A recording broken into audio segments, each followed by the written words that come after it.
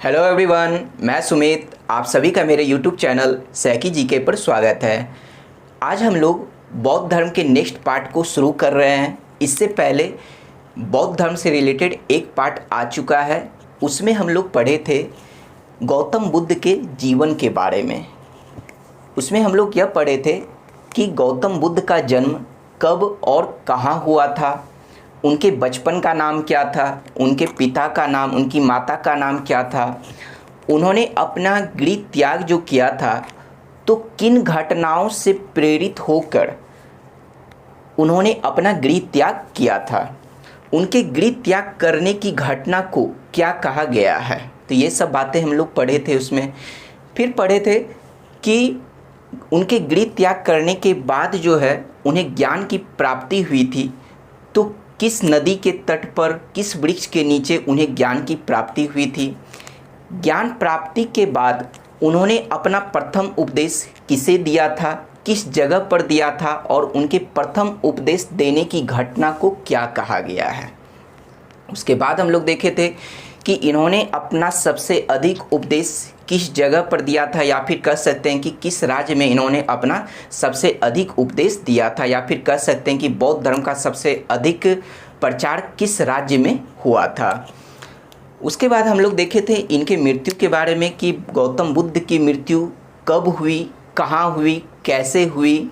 ठीक है, तो इन सब बातों को हम लोग पढ़ चुके हैं। आज के वीडियो में हम लोग देखेंगे कि बौद्ध धर्म के सिद्धांत या फिर उपदेश के बारे में, या कह सकते हैं कि गौतम बुद्ध ने अपने अनुयायियों को किन किन सिद्धांतों का या किन किन उपदेशों का पालन करने के लिए कहे थे। उसके बाद हम लोग देखेंगे आज के वीडियो में कि बौद्ध धर्म का प्रचार प्रसार कैसे हुआ, इनके प्रचार प्रसार में जो है महत्वपूर्ण भूमिका किन किन लोगों ने निभाया। इसके बाद हम लोग देखेंगे कि बौद्ध धर्म का ह्रास कैसे हुआ, बौद्ध धर्म का पतन कैसे हुआ, कैसे 12वीं सदी आते आते जो है भारत से बौद्ध धर्म लुप्त हो गया। उसके बाद हम लोग देखेंगे कि गौतम बुद्ध के जीवन से संबंधित प्रतीक चिन्ह को समझेंगे, और फाइनली हम लोग आज के वीडियो में पढ़ेंगे कि बौद्ध धर्म और जैन धर्म में क्या समानता है और क्या असमानता है। तो ठीक है, तो चलिए आज के वीडियो को हम लोग शुरू करते हैं। तो आज के वीडियो को हम लोग शुरू करते हैं सिद्धांत से, यानी बौद्ध धर्म के सिद्धांत या फिर कह सकते हैं कि बौद्ध धर्म के उपदेश से आज के वीडियो को शुरू करते हैं। तो गौतम बुद्ध बहुत बड़े व्यवहारिक सुधारक थे। उन्होंने अपने समय के वास्तविकता को खुली आंखों से देखा था। उनके समय में परमात्मा, या फिर कह सकते हैं कि उनके समय में आत्मा और परमात्मा के बीच में, या आत्मा और परमात्मा के बारे में जो निरर्थक विवाद चल रही थी उसमें वो नहीं उलझे। उन्होंने अपने आप को सांसारिक समस्याओं में लगाया था। गौतम बुद्ध का उपदेश आचरण की शुद्धता और पवित्रता पर आधारित है। अगर आपसे यह पूछा जाए कि गौतम बुद्ध का उपदेश या फिर सिद्धांत किस पर आधारित है, तो गौतम बुद्ध का उपदेश आचरण की शुद्धता और पवित्रता पर आधारित है। गौतम बुद्ध जो अपना प्रथम उपदेश दिए थे जिन 5 ब्राह्मण सन्यासियों को, जिसे धर्म चक्र परिवर्तन कहा गया है, तो वह प्रथम उपदेश दुखों के कारण और दुख के निवारण से संबंधित था। वह प्रथम उपदेश जो था दुख के कारण और दुख के निवारण से संबंधित था, जिसे 4 आर्य सत्य कहा गया है। और वह 4 आर्य सत्य है दुख समुदाय, दुख निरोध और दुख निरोध गामिनी प्रतिपदा। अगर आपसे यह पूछा जाए कि बौद्ध धर्म में 4 आर्य सत्य क्या है, तो बौद्ध धर्म में 4 आर्य सत्य दुख समुदाय, दुख निरोध और दुख निरोध गामिनी प्रतिपदा है। तो आइए एक एक करके हम लोग इनके बारे में समझते हैं कि यह 4 आर्य सत्य जो गौतम बुद्ध ने दिया था एक तरह से कह सकते हैं कि इनका जो प्रथम उपदेश ये 4 आर्य से संबंधित था। तो इसका अर्थ क्या था? ठीक है, तो सबसे पहले हम लोग समझते हैं दुख। इसका अर्थ यह हुआ कि संसार में सर्वत्र दुख है। इसका मतलब यह हुआ कि संसार में दुख ही दुख है। दूसरा पॉइंट है कि दुख समुदाय दुख का कारण है, अर्थात संसार में जो भी दुख है या फिर जीवन में जो भी दुख है उस दुख का कोई ना कोई कारण है। ठीक उसी प्रकार से जिस प्रकार से हम यह कह सकते हैं कि हम लोगों के आसपास जो भी वस्तु है उसके होने का कोई ना कोई कारण है। फॉर एग्जाम्पल के लिए हम लोग समझ सकते हैं कि मान लीजिए कि मेरे पास यह मार्कर है, ठीक है, एक वस्तु है जो मार्कर है मेरे पास। तो इसे मैंने क्यों खरीदा? तो इसे मैंने बोर्ड पर लिखने के लिए इस मार्कर को खरीदा। इसका मतलब यह हुआ कि इस मार्कर को खरीदने के लिए कोई ना कोई वजह था, कोई ना कोई कारण था। इस बोर्ड को मैंने इसलिए खरीदा क्योंकि इस बोर्ड पे मैं आपको पढ़ा सकूं, इस वजह से मैंने इस बोर्ड को खरीदा। तो इसका मतलब हम लोग यह समझ रहे हैं कि हम लोगों के आसपास जो भी वस्तु होती है उसका कोई ना कोई कारण होता है। ठीक उसी प्रकार से हर दुख का कोई ना कोई कारण है। ठीक है, नेक्स्ट पॉइंट है दुख निरोध। 4 आर्य सत्य के अंतर्गत नेक्स्ट पॉइंट है दुख निरोध। दुख निरोध का अर्थ यह होता है कि हर दुख का निवारण भी है, अर्थात दुख का अंत संभव है। और नेक्स्ट पॉइंट है फाइनली लास्ट है कि दुख निरोध गामिनी प्रतिपदा। दुख निरोध गामिनी प्रतिपदा का अर्थ होता है कि दुख के निवारण के उपाय के लिए अष्टांगिक मार्ग का उपाय बताया था गौतम बुद्ध ने। दुख निरोध गामिनी प्रतिपदा का अर्थ हुआ कि दुख के निवारण के लिए जो उपाय बताया गया था उसे अष्टांगिक मार्ग कहा गया है। ठीक है, यानी अष्टांगिक मार्ग का पालन करने के लिए कहा था, दुख के निवारण के उपाय के लिए। तो हम लोग 4 आर्य सत्य को समझ चुके हैं। गौतम बुद्ध का मानना था कि संसार दुखमय है और लोग अपनी काम अर्थात इच्छा या फिर लालसा के वजह से दुख प्राप्त करते हैं, और अगर लोग उस काम अर्थात लालसा पर विजय प्राप्त कर लें तो उन्हें निर्वाण की प्राप्ति हो जाएगी, जिसका अर्थ होता है जीवन यानी जन्म और मृत्यु के चक्र से छुटकारा प्राप्त कर लेना। निर्वाण का अर्थ होता है कि जन्म और मृत्यु के चक्र से मुक्ति मिल जाना। तो हम कह सकते हैं कि उसी निर्वाण की प्राप्ति के लिए या फिर दुखों के निवारण के उपाय के लिए जो 8 मार्ग बताया था तो उसे ही अष्टांगिक मार्ग कहा गया है। ठीक है, तो हम लोग देखते हैं कि अष्टांगिक मार्ग जिसे 8 मार्ग कहा गया है, मतलब जिसके अंतर्गत 8 मार्ग होते हैं, तो वह 8 मार्ग कौन कौन से हैं, यानी अष्टांगिक मार्ग कौन कौन से हैं। तो अष्टांगिक मार्ग है सम्यक दृष्टि, सम्यक संकल्प, सम्यक वाक, सम्यक कर्मांत, सम्यक आजीव, सम्यक व्यायाम, सम्यक स्मृति और सम्यक समाधि। तो चलिए एक एक करके हम लोग इसे समझते हैं और तो देखते हैं। सबसे पहले जो हर मार्ग में यानी हर 8 मार्ग के साथ 8 मार्ग के साथ जो एक वर्ड जुड़ा हुआ है सम्यक, उस सम्यक का क्या अर्थ होता है? तो सम्यक का अर्थ होता है सही। जैन धर्म में भी हम लोग देख चुके हैं कि सम्यक का अर्थ होता है सही। तो चलिए देखते हैं एक एक करके कि पहला है सम्यक दृष्टि। सम्यक दृष्टि का मतलब यह हुआ कि सही दृष्टि यानी सही नज़रिया। सही दृष्टि कहने का मतलब यह हुआ कि हम लोगों को अपने जीवन के लिए यानी हमारे जीवन के लिए क्या सही है और क्या गलत है, तो इस चीज़ों का आकलन करने के लिए सही दृष्टि होना जरूरी है। ठीक है, नेक्स्ट है सम्यक संकल्प।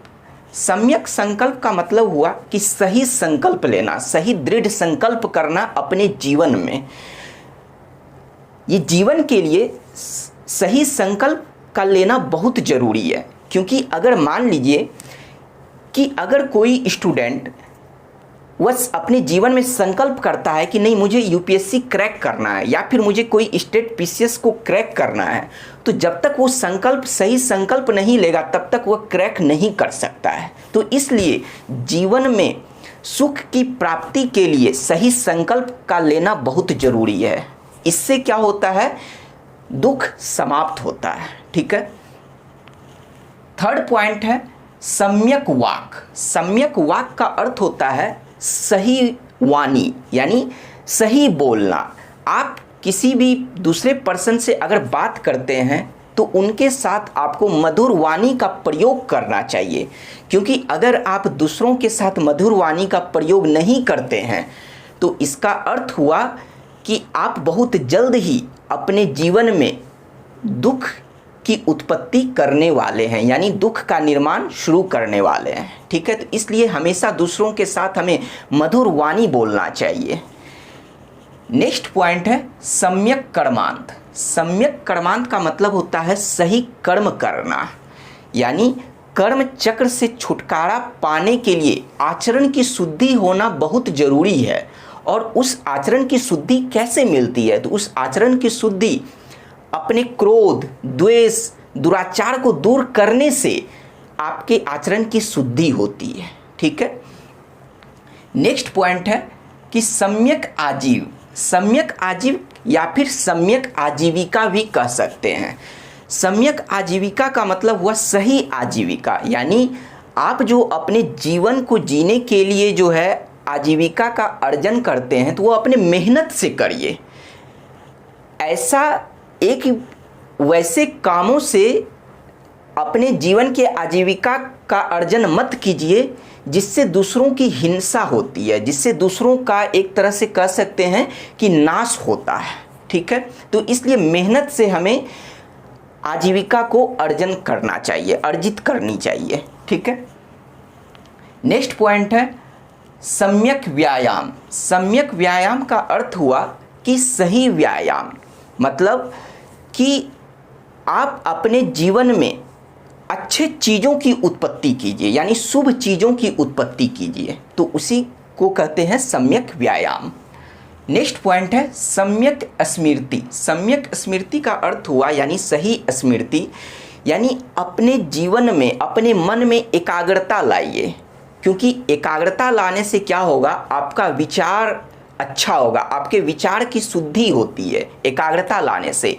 एकाग्रता लाने से क्या होता है, आपके मन में पॉजिटिव बातें रहेगी। तो इसलिए सम्यक स्मृति के मार्गों को बताया गया है। लास्ट पॉइंट है अष्टांगिक मार्ग के अंतर्गत सम्यक समाधि। सम्यक समाधि में क्या होता है कि संसार में जो भी पाप उत्पन्न हुआ है, या फिर हम कह सकते हैं कि जो भी गलत चीज़ें उत्पन्न हुई है इस संसार में या फिर आपके आसपास, तो उस पापों के विनाश में, उस पापों के नाश करने में आप रुचि लीजिए।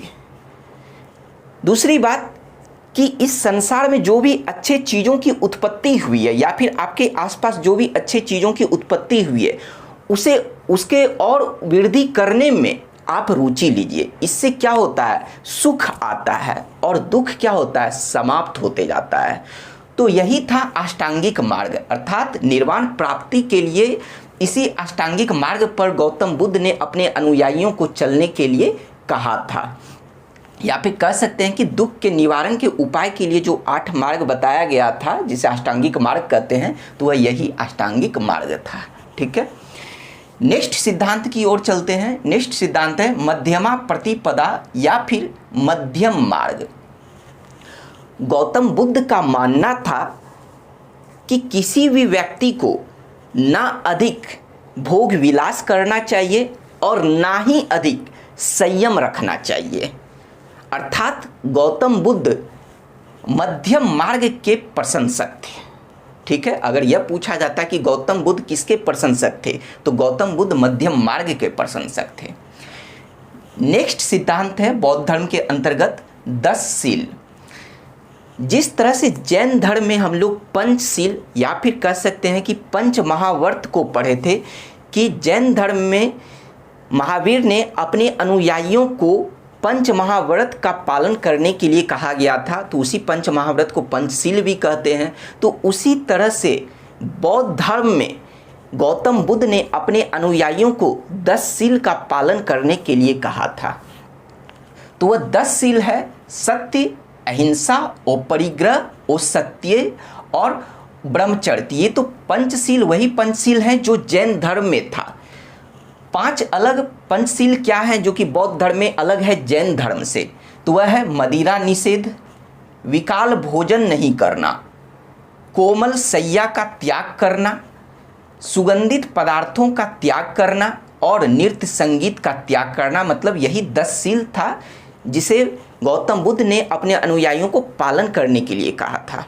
लेकिन यह 10 शील जो था उन बौद्ध भिक्षुओं के लिए था जो सन्यासी जीवन व्यतीत करते थे।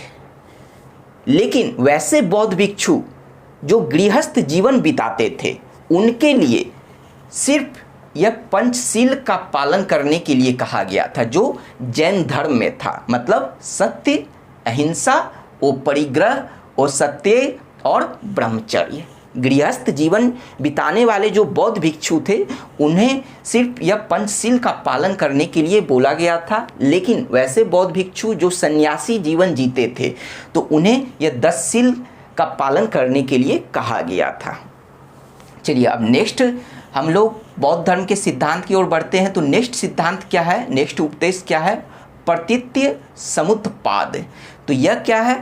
तो यह बौद्ध धर्म का दर्शन है। यह बौद्ध धर्म का दर्शन है।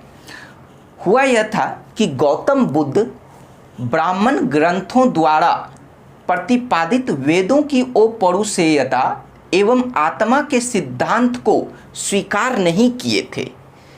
लेकिन गौतम बुद्ध आत्मा के अस्तित्व को नहीं मानते हुए भी वे पुनर्जन्म तथा कर्म के सिद्धांत को मानते थे। इसका मतलब यह हुआ कि गौतम बुद्ध आत्मा के अस्तित्व को स्वीकार नहीं किए थे, लेकिन उसके बावजूद भी वे पुनर्जन्म तथा कर्म के सिद्धांत को मानते थे। गौतम बुद्ध का मानना था कि जीवन जो जन्म से लेकर मृत्यु तक 12 भागों में विभाजित है और उनका यह मानना था कि किसी भी अवस्था की उत्पत्ति उसकी पूर्ववर्ती यानी उसके पहले वाली अवस्था से होती है। यानी किसी भी अवस्था की उत्पत्ति जो होती है उसके पहले वाली अवस्था से डिसाइड होती है। ठीक है, तो यही था प्रतीत्य समुत्पाद। अब नेक्स्ट सिद्धांत है बौद्ध धर्म का त्रिरत्न, जो बहुत इंपॉर्टेंट है। तो जैन धर्म में भी हम लोग पढ़ चुके हैं कि त्रिरत्न था। ठीक है, यानी जैन धर्म में भी त्रिरत्न सिद्धांत का पालन करने के लिए कहा गया था। और जैन धर्म के त्रिरत्न थे सम्यक दर्शन, सम्यक ज्ञान और सम्यक आचरण। जबकि बौद्ध धर्म के त्रिरत्न हैं बुद्ध, धम्म और संघ। तो आइए हम लोग देखते हैं कि इसका अर्थ क्या होता है। बुद्ध का अर्थ क्या होता है? बुद्ध का अर्थ ज्ञान होता है, जागृत होता है, एवं हम कह सकते हैं कि अनंत ज्ञानी मनुष्य जिसने खुद के प्रयासों से बुद्धत्व प्राप्त किया था। ठीक है, उसे ही बुद्ध कहा गया है। दूसरा, धम्म किसे कहते हैं? तो बौद्ध धर्म की शिक्षा को ही धम्म कहा गया है। और नेक्स्ट पॉइंट है त्रिरत्न के अंतर्गत संघ। तो संघ जो होता है बौद्ध भिक्षुओं और बौद्ध उपासक के संगठन को संघ कहा गया है, क्योंकि बौद्ध धर्म के अनुयायियों के अंतर्गत बौद्ध भिक्षु और बौद्ध उपासक आते थे। इन्हीं दोनों को मिलाकर अनुयायी कहा गया है। ठीक है, तो बौद्ध भिक्षुओं और बौद्ध उपासक के संगठन को ही संघ कहा गया है। और बौद्ध धर्म के प्रचार प्रसार के लिए इस संघ का बहुत ही ज़्यादा योगदान था। ठीक है, तो यहाँ से इस त्रिरत्न से किस तरह से क्वेश्चन पूछा जाता है।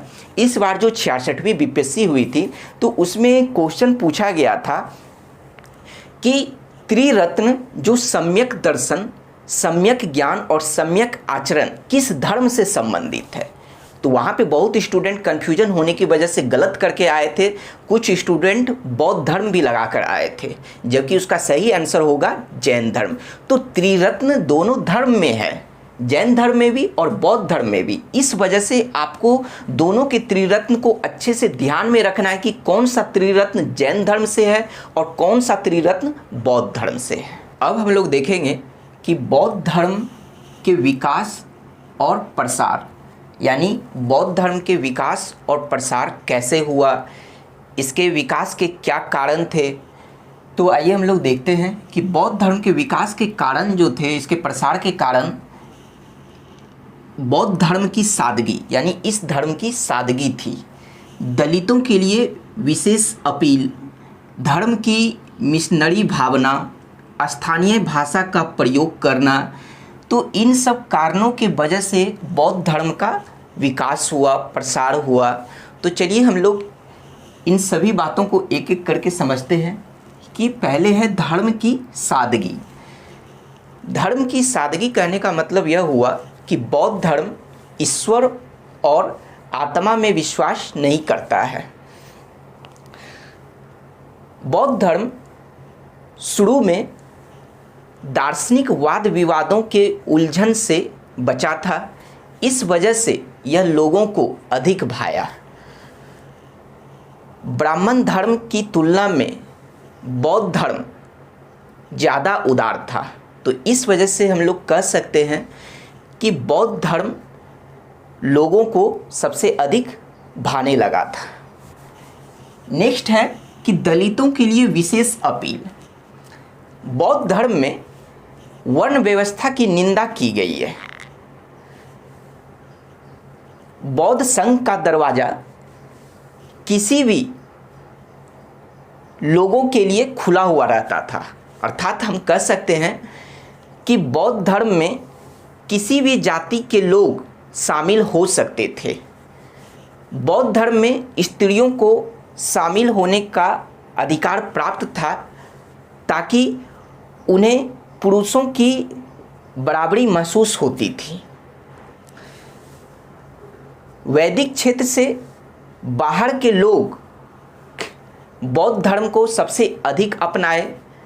मगध के निवासी इस धर्म की ओर सबसे अधिक उन्मुख हुए, क्योंकि कट्टर ब्राह्मण जो थे वह मगध के निवासी को नीच मानते थे। अर्थात हम लोग कह सकते हैं कि दलितों के लिए विशेष अपील का मतलब यह हुआ कि बौद्ध धर्म में निम्न वर्ण के लोग भी शामिल हो सकते थे। ठीक है।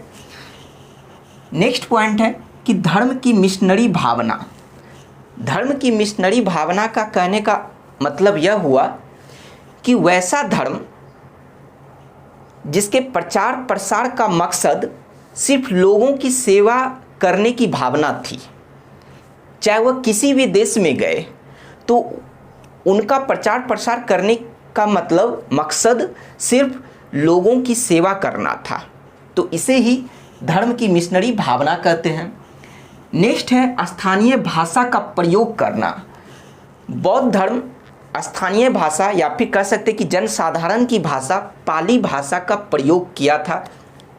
इस वजह से लोगों को यह धर्म बहुत अधिक भाने लगा था और बहुत जल्दी इस धर्म की ओर ये लोग शामिल होने लगे थे।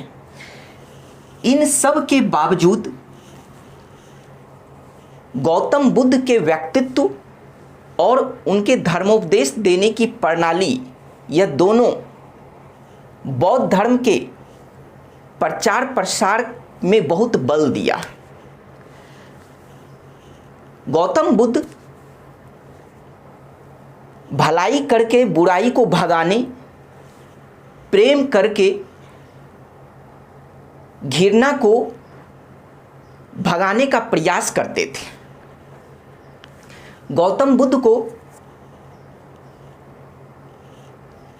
निंदा और गाली से क्रोध नहीं आता था, यानी अगर कोई उनको गाली देता था या कोई उनकी निंदा करता था तो उनसे उन्हें क्रोध नहीं आता था। वे अपने विरोधियों को बहुत ही चतुराई पूर्वक जवाब देते थे। गौतम बुद्ध कठिन परिस्थितियों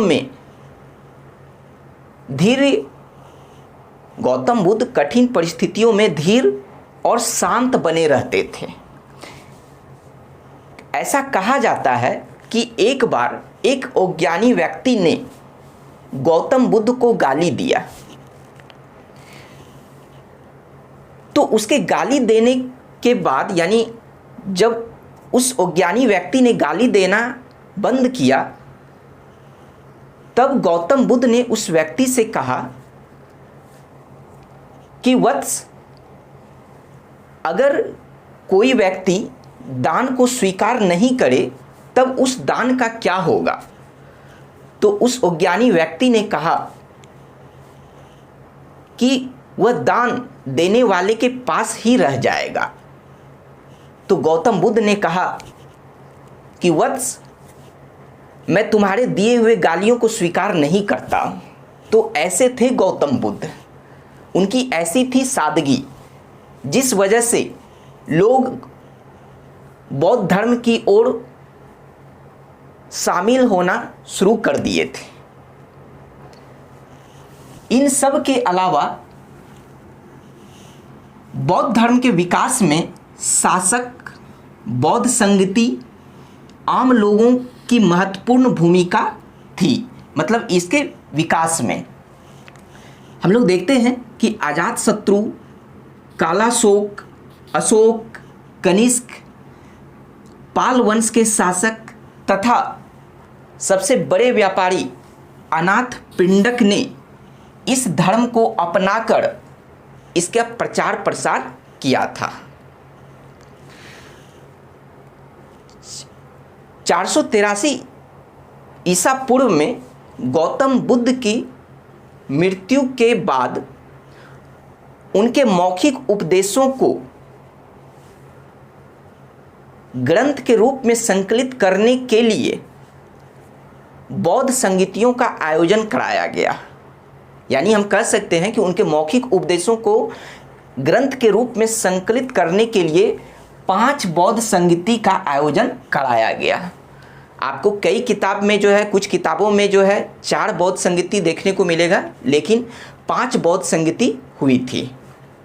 तो आइए हम लोग बौद्ध संगीतियों को देखते हैं एक एक करके कि प्रथम बौद्ध संगीति 483 ईसा पूर्व में हुई थी। कहाँ पर हुई थी प्रथम बौद्ध संगीति? तो राजगीर के सप्तकर्णी गुफा में हुई थी। यानी प्रथम बौद्ध संगीति का आयोजन राजगीर के सप्तकर्णी गुफा में कराया गया था, जिसकी अध्यक्षता महाकश्यप ने किया था। यानी प्रथम बौद्ध संगीति के अध्यक्ष कौन थे? तो महाकश्यप थे। और प्रथम बौद्ध संगीति का आयोजन किसके शासन काल में कराया गया था?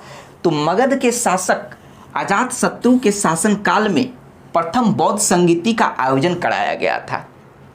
तो बौद्ध संगीति से जितनी भी पॉइंट है सभी के सभी इंपॉर्टेंट है और सभी से क्वेश्चन पूछा जाता है एग्जाम में। तो इसलिए आपको हर पॉइंट को याद रखना है कि प्रथम बौद्ध संगीति 483 ईसा पूर्व में राजगीर के सप्तकर्णी गुफा में हुआ था। महाकश्यप की अध्यक्षता में इस बौद्ध संगीति का आयोजन किया गया था। और किसके शासनकाल में? तो अजातशत्रु के शासनकाल में किया गया था। तो यहाँ से एक क्वेश्चन इस तरह से बनता है कि प्रथम बौद्ध संगीति या तो कभी राजगीर दे दिया जाता है या फिर राजगीर ना देके सप्तकर्णी गुफा दे दिया जाता है। तो दोनों में से जो भी रहे आपको वो लगाना है। या फिर इस तरह से क्वेश्चन पूछा जा सकता है कि सप्तकर्णी गुफा कहाँ है? तो सप्तकर्णी गुफा राजगीर में है। ठीक है। इस बौद्ध संगीति यानी प्रथम बौद्ध संगीति कराने का मकसद था कि विनय पिटक, एक तरह से कह सकते हैं कि बौद्ध धर्म के त्रिपिटक की रचना करना। तो प्रथम बौद्ध संगीति में ही विनय पिटक की रचना उपाली ने किया था। विनय पिटक जो कि बौद्ध धर्म का संविधान है, जिसे बौद्ध धर्म का संविधान कह सकते हैं, या फिर हम कह सकते हैं कि इस विनय पिटक में बौद्ध धर्म के नियम कानून के बारे में जानकारी मिलती है। और इसी प्रथम बौद्ध संगीति में ही सूत पिटक की भी रचना किया गया था। गौतम बुद्ध के प्रिय शिष्य आनंद ने सूत पिटक की रचना किए थे। और सूत पिटक में बुद्ध के धार्मिक उपदेशों का उल्लेख मिलता है। तो यहाँ पर हम लोग बौद्ध धर्म के साहित्य के बारे में विस्तार पूर्वक चर्चा नहीं करेंगे, क्योंकि जब हम लोग प्राचीन भारत के साहित्यिक स्रोत को पढ़े थे तो वहाँ पर हम लोग बौद्ध धर्म के साहित्यिक स्रोत को विस्तार पूर्वक चर्चा कर चुके हैं। अगर आप लोग वो वीडियो नहीं देखे हैं तो सबसे पहले उसे देख लीजिए जो है। अब हम लोग देखते हैं कि सेकंड बौद्ध संगीति यानी द्वितीय बौद्ध संगीति कब हुई थी। तो द्वितीय बौद्ध संगीति 383 ईसा पूर्व में हुई थी। कहाँ हुई थी? तो वैशाली में द्वितीय बौद्ध संगीति का आयोजन कराया गया था। किसकी अध्यक्षता में इस बौद्ध संगीति का आयोजन हुआ था? तो साव कमीर की अध्यक्षता में द्वितीय बौद्ध संगीति का आयोजन किया गया था। फिर पॉइंट आता है कि किसके शासन काल में इस बौद्ध संगीति का आयोजन कराया गया था। तो कालाशोक के शासन काल में द्वितीय बौद्ध संगीति का आयोजन कराया गया था। उसके बाद क्या है यहाँ से इंपॉर्टेंट पॉइंट कि द्वितीय बौद्ध संगीति में ही बौद्ध धर्म में पहली बार विभाजन हुआ था। यानी बौद्ध धर्म जो है पहली बार जो विभाजन हुआ था बौद्ध धर्म में, वह द्वितीय बौद्ध संगीति में ही हुआ था। जो विभाजन हुआ था वह दो भागों में विभाजित हुआ था। एक था स्थिरवादी या फिर थेरवादी संप्रदाय और दूसरा था महासंघिक संप्रदाय। स्थिरवादी या फिर थेरवादी संप्रदाय वह संप्रदाय था जो प्राचीन परंपरा को मानते थे और इसकी स्थापना महाकच्चायान ने किया था। ठीक है।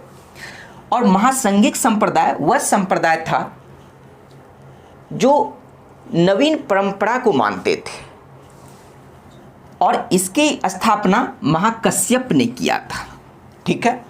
अब हम लोग तीसरे बौद्ध संगीति की ओर बढ़ते हैं। तो तीसरी बौद्ध संगीति का आयोजन 247 ईसा पूर्व में किया गया था।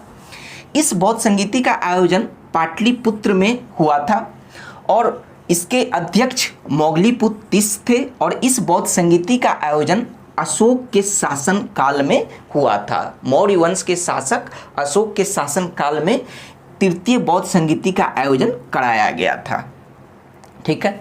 और तृतीय बौद्ध संगीति में ही त्रिपिटक के अंतर्गत जो तीसरा पिटक था, क्योंकि दो पिटक की रचना तो प्रथम बौद्ध संगीति में हो चुका था और तीसरे पिटक जिसका नाम था अभिधम्म पिटक, तो इस अभिधम्म पिटक की रचना इस तृतीय बौद्ध संगीति में की गई थी, जिसके रचयिता थे मोगलीपुत्र तीस।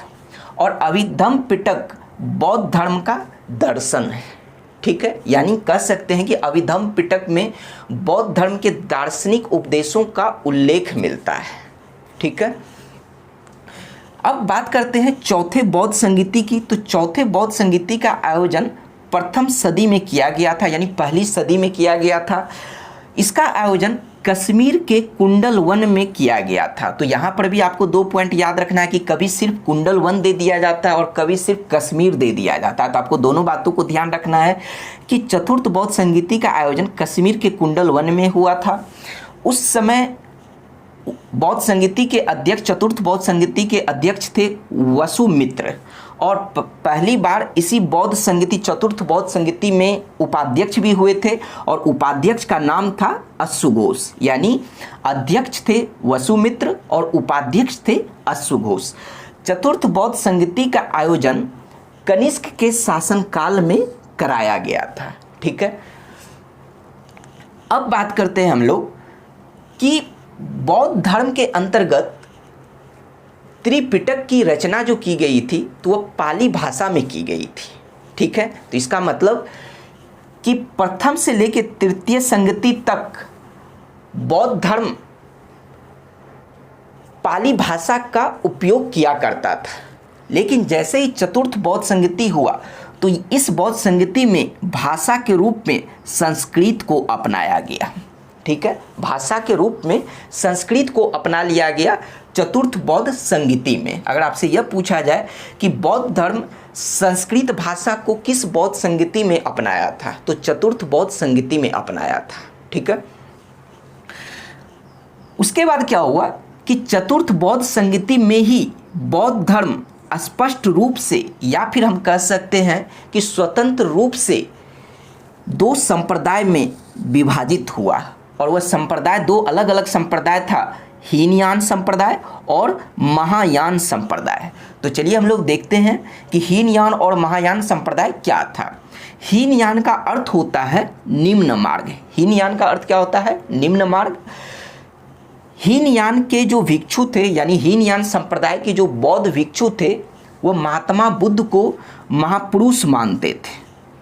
ठीक है, महात्मा बुद्ध को महापुरुष मानते थे और आगे चलकर यह हीनयान संप्रदाय भी दो अलग अलग संप्रदायों में विभाजित हुआ था, जिसका नाम था वैभाषिक संप्रदाय और सौत्रांतिक संप्रदाय। ठीक है, अगर यह पूछा जाए कि वैभाषिक संप्रदाय और सौत्रांतिक संप्रदाय किस संप्रदाय का हिस्सा था, तो हीनयान संप्रदाय का हिस्सा था। उसी तरह से दूसरे संप्रदाय को हम लोग देखते हैं कि महायान संप्रदाय। महायान का अर्थ होता है उत्कृष्ट मार्ग। महायान संप्रदाय के बौद्ध भिक्षु गौतम बुद्ध को भगवान मानते थे, देवता मानते थे और उनकी पूजा करना शुरू कर दिए थे। यानी महायान संप्रदाय के बौद्ध भिक्षु गौतम बुद्ध की पूजा किया करते थे, यानी गौतम बुद्ध के मूर्ति का पूजा किया करते थे, क्योंकि उनको ये लोग देवता मानने लगे थे। ठीक है, तो इस आधार पर हम लोग कह सकते हैं कि भारत में सबसे पहले मानव मूर्ति का जो पूजा शुरू किया गया था, वह किनका शुरू किया गया था? तो गौतम बुद्ध का शुरू किया गया था। यानी भारत में सबसे पहले जिस व्यक्ति के प्रतिमा का पूजा शुरू किया गया था, तो वह गौतम बुद्ध थे और वह महायान शाखा के बौद्ध भिक्षुओं ने शुरू किया था। अब क्वेश्चन यह भी बन सकता है कि किस शासक के शासन काल में भगवान बुद्ध को, या फिर हम कह सकते हैं कि गौतम बुद्ध को भगवान की उपाधि प्राप्त हुआ था, या फिर भगवान के रूप में पूजा जाने लगा था। तो कनिष्क के शासन काल में गौतम बुद्ध को भगवान के रूप में पूजा जाने लगा था। ठीक है, उनकी प्रतिमा को पूजने लगे थे महायान शाखा के बौद्ध भिक्षु। ठीक है, अब क्या हुआ कि हीनयान के तरह ही महायान शाखा भी आगे चलकर दो अलग अलग संप्रदाय में विभाजित हुआ, जिसका नाम था शून्यवाद संप्रदाय, या फिर शून्यवाद को ही माध्यमिक संप्रदाय भी कहा जाता है, जिसके प्रवर्तक थे नागार्जुन। जिसके प्रवर्तक नागार्जुन कह सकते हैं, या फिर हम कह सकते हैं कि शून्यवाद या फिर माध्यमिक संप्रदाय के संस्थापक नागार्जुन थे। नागार्जुन जिनकी प्रसिद्ध रचना माध्यमिक कारिका थी। ठीक है, अगर यह पूछा जाए कि माध्यमिक कारिका किनकी प्रसिद्ध रचना है, तो नागार्जुन की है। और नागार्जुन को भारत का आइंस्टीन कहा गया है। ठीक है, महायान शाखा जो कि दो भागों में विभाजित हुआ था आगे चलकर, तो उसमें दूसरा संप्रदाय था विज्ञानवाद, या फिर जिसे योगाचार संप्रदाय भी कहा गया है। इसके प्रवर्तक या फिर इसके संस्थापक मैत्रेय या फिर मैत्रेयनाथ थे। ठीक है, और बौद्ध परंपरा में मैत्रेय को भावी बुद्ध कहा गया है। ठीक है, अब हम लोग पांचवी बौद्ध संगीति को देखते हैं कि पांचवी बौद्ध संगीति का आयोजन 643 ईस्वी में हुआ था, ना कि ईसा पूर्व में। ठीक है, पांचवी बौद्ध संगीति का आयोजन 643 ईस्वी में हुआ था। किस जगह हुआ था? तो कन्नौज में पांचवी बौद्ध संगीति का आयोजन कराया गया था। उसके अध्यक्ष यानी पांचवी बौद्ध संगीति के अध्यक्ष कौन थे? तो ह्वेनसांग थे। और किसके शासन काल में पांचवी बौद्ध संगीति का आयोजन कराया गया था? तो हर्षवर्धन के शासन काल में पांचवी बौद्ध संगीति का आयोजन कराया गया था। तो इस तरह से हम लोग देखें कि बौद्ध धर्म का विकास, बौद्ध धर्म का प्रसार कैसे हुआ, इसमें किन किन ने अपने महत्वपूर्ण भूमिका निभाई। ठीक है, अब हम लोग बौद्ध धर्म के ह्रास के कारण को पढ़ेंगे कि क्यों बौद्ध धर्म का पतन हुआ भारत से। जो है 12वीं सदी आते आते बौद्ध धर्म भारत से लुप्त हो गया, या फिर हम कह सकते हैं कि 12वीं सदी तक आते आते बौद्ध धर्म अपने जन्मभूमि से करीब करीब गायब हो चुका था। आखिर ऐसा क्यों? कुछ तो वजह रहा होगा, कोई तो कारण रहा होगा कि बौद्ध धर्म 12वीं सदी तक आते आते भारत से लुप्त हो गया। 11वीं सदी के अंत तक बौद्ध धर्म बिहार और बंगाल में रहा, लेकिन 12वीं सदी तक आते आते यह धर्म मतलब कि भारत से लुप्त हो गया। तो आइए इसके रीजन को हम लोग देखते हैं कि हुआ क्या कि प्रारंभ में हर धर्म सुधार की भावना से प्रेरित होता है, परंतु जैसे जैसे वह आगे बढ़ते जाता है तो कर्मकांड और अनुष्ठान के जाल में फंसता चला जाता है, जिस कर्मकांड और अनुष्ठान का उन्होंने प्रारंभ में विरोध किया था। ठीक है, तो बौद्ध धर्म में भी क्या हुआ कि स्वरूप परिवर्तन का ऐसा ही चक्र चला कि मतलब जिस अनुष्ठान और जिस कर्मकांड का इन्होंने विरोध किया था, लेकिन जैसे जैसे आगे बढ़ता गया बौद्ध धर्म में भी इसी का प्रवेश होता चला गया। ठीक है, इसमें क्या हुआ कि ब्राह्मण धर्म की वे बुराइयां प्रवेश कर गई जिसका इन्होंने विरोध किया था। ठीक है, बौद्ध धर्म की चुनौती का मुकाबला करने के लिए ब्राह्मणों ने अपने धर्म को सुधारना शुरू किया। तो कैसे सुधारना शुरू किया, तो हम लोग देखते हैं कि गौधन की रक्षा पर बल तथा स्त्रियों और शूद्रों के लिए भी धर्म का मार्ग प्रशस्त किया। यानी अब ब्राह्मण धर्म में भी गौधन की रक्षा पर बल दिया जाने लगा, स्त्रियों और शूद्रों के लिए भी धर्म का मार्ग प्रशस्त किया गया। ठीक है, एक तरफ क्या हुआ कि ब्राह्मण धर्म अपने धर्म में सुधार कर रहे थे, लेकिन वहीं दूसरी तरफ बौद्ध धर्म में बुराइयां प्रवेश करने लगी थी। बौद्ध धर्म पाली भाषा को छोड़कर संस्कृत भाषा को ग्रहण कर लिया, जो विद्वानों की भाषा हुआ करती थी। हम लोग पढ़ चुके हैं कि बौद्ध धर्म के प्रथम संगति से लेके तृतीय संगति तक बौद्ध धर्म की भाषा पाली थी, लेकिन चतुर्थ संगति में इन्होंने अपना भाषा बदल लिया और संस्कृत भाषा को अपना लिया। तो यही पाली भाषा जो स्थानीय भाषा थी, या फिर हम कह सकते हैं कि जनसाधारण की भाषा थी, उसको छोड़कर इन्होंने संस्कृत भाषा को ग्रहण कर लिया। इस वजह से भी इनका ह्रास होना शुरू हो गया था। हुआ क्या कि पहली सदी से बड़ी मात्रा में मूर्ति पूजन उपासकों से खूब चढ़ावा लेने लगे। यानी बौद्ध धर्म में क्या हुआ कि पहली सदी से क्या होने लगा कि मूर्ति पूजन की बहुत ज़्यादा मतलब कि मूर्ति को बहुत ज़्यादा पूजा जाने लगा, उपासकों से खूब ज़्यादा चढ़ावा लिया जाने लगा।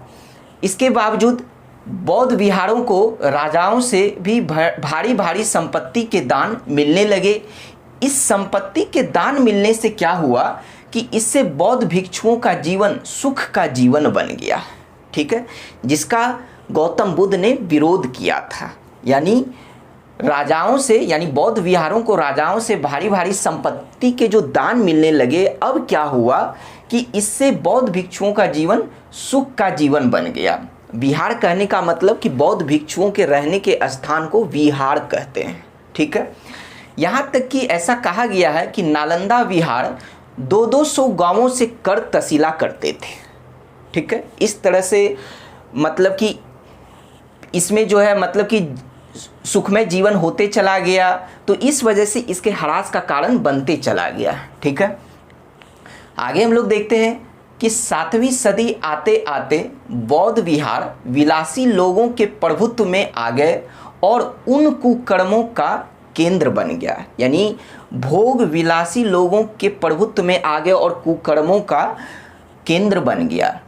बौद्ध धर्म का यह नया रूप वज्रयान नाम से प्रसिद्ध हुआ। यानी हम कह सकते हैं कि यह जो जितनी बुराइयां आ गई, तो इसी के नए रूप को वज्रयान शाखा कहा गया, या फिर हम कह सकते हैं कि वज्रयान संप्रदाय का जन्म हुआ।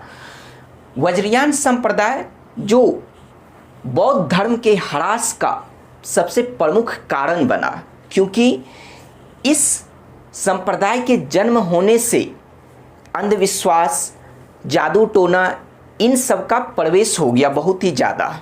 तो इस वजह से कहा गया है कि वज्रयान संप्रदाय या फिर वज्रयान शाखा बौद्ध धर्म के ह्रास का सबसे प्रमुख कारण बना है।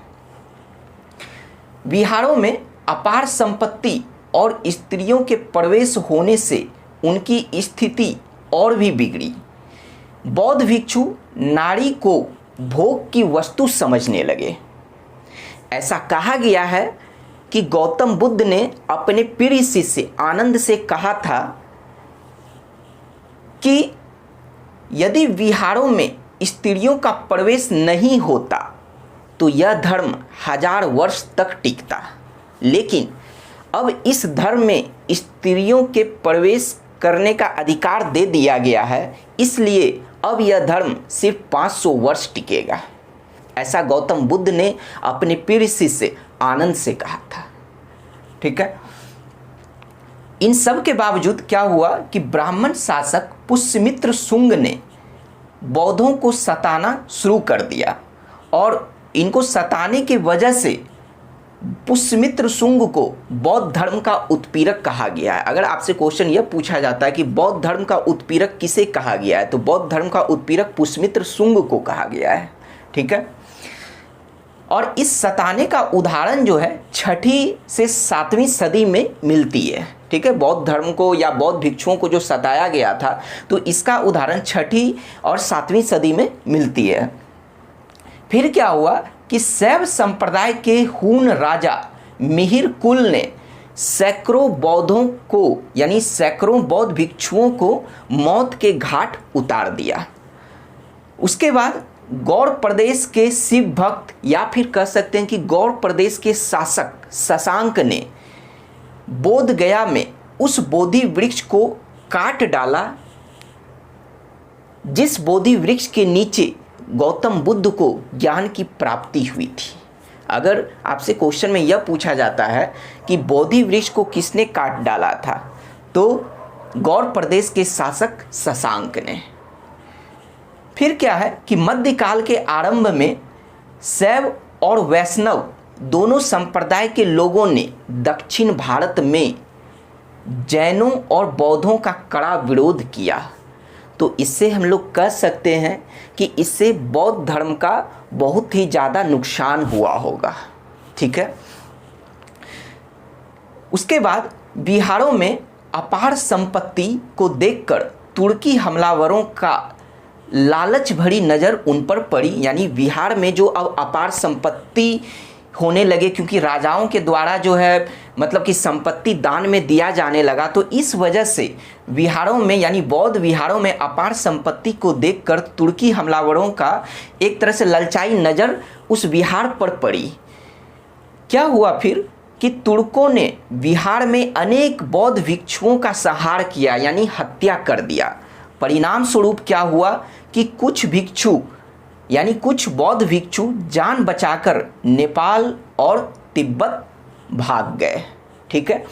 तो हम लोग देखें कि कैसे ये लोग जो है भारत से जो है नेपाल और तिब्बत भागे।